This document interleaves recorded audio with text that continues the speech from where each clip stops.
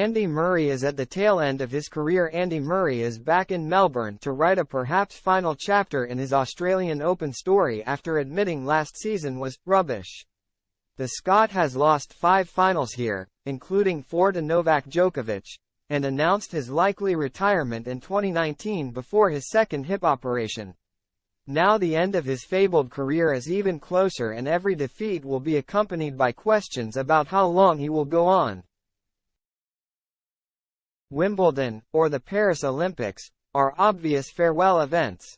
But even the double Olympic champion, who has returned to the world's top 50 with a medal hip, seems uncertain about his future. Murray, who turns 37 in May, admitted he was not really enjoying his tennis after ending last season with a frustrating loss in Paris. But he arrived down under, stating he still loves tennis and had no plans to retire. "I'm still loving the training and the travel and everything," he said. Yet before losing in the first round at the Brisbane International, he told the BBC, "Well, see how the year goes, see how the body holds up. If things are going well, I'd love to keep going. But if they're not, and I am not enjoying it, it could be the last year, yes." Like Rafa Nadal, goodbye seems to be the hardest word. The Scot prepared for his 16th Australian Open by losing 6-3, 7-5 to Marin Cilic at the Kooyong Classic on Wednesday. He will again be unseeded, so could get a top seed in the first round. Murray saw off number 14 seed Matteo Berrettini here last year before finally beating Thanasi Kokkinakis at 4:05 p.m. and then losing in the third round.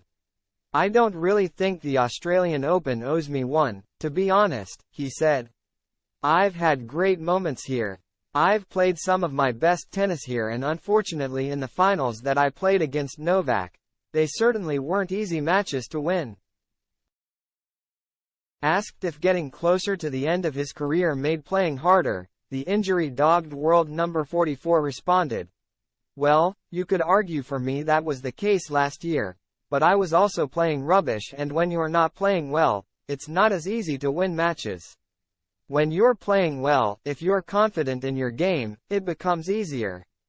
If you've been a top player playing the highest level of the game and then your rankings drops and you're probably not winning as many matches and you get in those situations, you probably don't cope with them as well."